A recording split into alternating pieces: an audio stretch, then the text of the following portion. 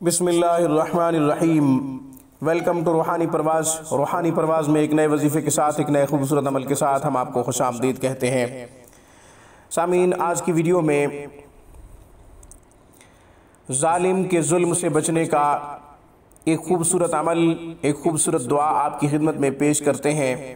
سامعین، یہ دعا حضور علیہ السلام نے ایک صحابی کو بتائی جب اسے مسلمان ہونے کی دعوت دی، اسلام قبول کرنے کی دعوت دی، تو اس صحابی نے کہا یا رسول اللہ، مجھے اپنی قوم سے خطرہ ہے، مجھے اپنے خاندان سے خطرہ ہے۔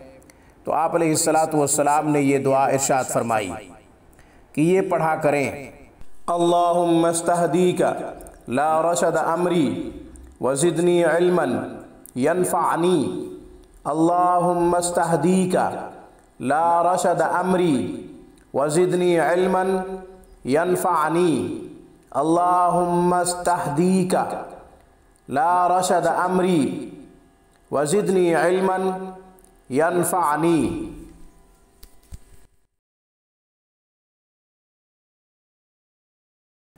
آہستہ آہستہ تمام الفاظ کو اس لیے ہم پڑھتے ہیں تاکہ آپ صحیح حروف کے ساتھ اس کو یاد کر لیں اور صحیح حروف کے ساتھ دعاؤں کو پڑھا کریں۔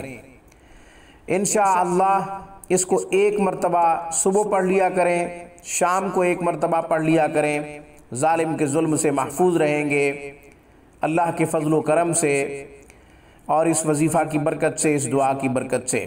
آج کی ویڈیو میں بس اتنا ہی۔ روحانی پرواز کو سبسکرائب کیجئے، ہماری تمام ویڈیوز کی اپڈیٹ حاصل کرنے کے لیے گھنٹی کے بٹن کو دبا دیجئے۔ السلام علیکم ورحمۃ اللہ وبرکاتہ۔